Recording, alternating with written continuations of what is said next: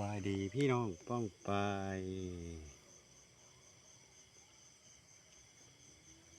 เอามาเบิ่งอีปูกระปูนะ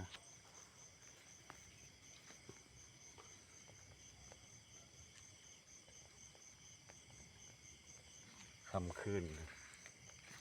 ไต่ลินไปใช้อันนี้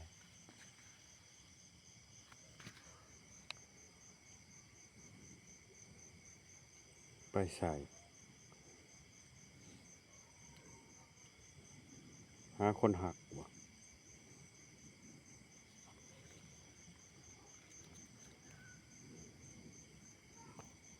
เอ้าจะไปหอดใช้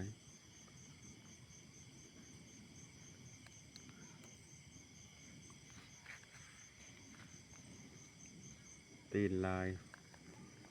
แท้เจ้าน่ะไว้ไปใช้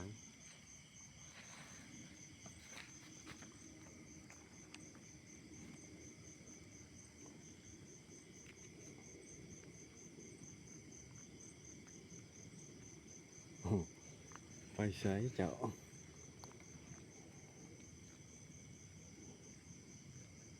ไปแล้วพี่น้อง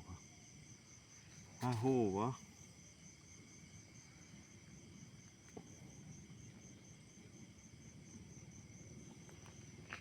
โอ้ยใส่หูได้บ่เนี่ยหูคนอยู่ซ้าย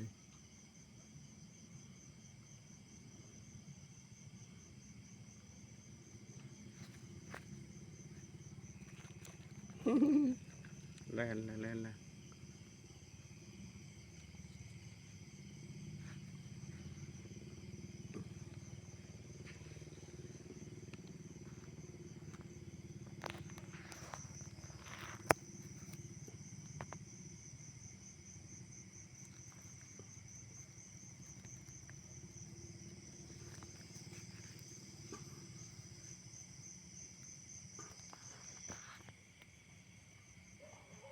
เอาสำนีนะพี่น้องเด้อ